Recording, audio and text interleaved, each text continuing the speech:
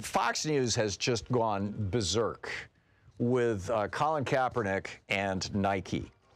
And Colin Kaepernick had warned Nike of this before they rolled out their Betsy Ross shoe, which, there's, and now that Nike has pulled them, they're selling for thousands of dollars a piece on some of the secondary websites.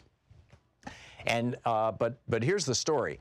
Kaepernick said to Nike, I'm your spokesperson, and I'm just telling you guys, if you roll out a shoe with a flag on it that's pre-Civil War, basically, that is during the slavery era in the United States, the right-wingers are going to latch onto this and use this as their symbol, and that shoe is going to become their shoe. And by having me as your spokesman, you've kind of, said you're not going to go down that road. Well, Nike did it anyway, and then the blowback came, and so they pulled the shoes, and now Ted Cruz, Marsha Blackburn, Josh Hawley, all Republicans are now tweeting, well, for example, Ted Cruz, it's a good thing Nike only wants to sell sneakers to people who hate the American flag, right?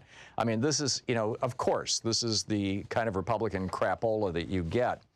But what this led to was this fascinating survey where they asked Americans about their, sense of patriotism. This is a Gallup poll. Fewer than 50% of Americans are extremely proud of their country. Fewer than 50%.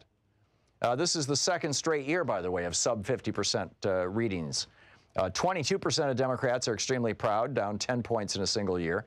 Republicans have remained extremely proud of their country, 76%, but that's 10 points below 2003. Dr. Wilfred McClay says, and this is the guy that Fox News is quoting, he says, patriotism is in decline because politicians like Alexandria Ocasio-Cortez and others have seized on isolated historical events, politicized them, and used them to divide Americans. At the same time, socialist textbooks and educators have deprived young Americans of a common sense and hopeful view of American history and the American project. Right. So then Fox News tweets this out. They tweet out this poll. And they say, the Fox and Friends program tweeted out the results of the poll. Oh, wait a minute. Here it is. This is the actual quote from Fox and Friends first. A new poll shows only 45% of American women in the U.S. are extremely proud to be American. This is the lowest amount ever recorded by this poll. What do you think is causing this decline? Fox asked this question.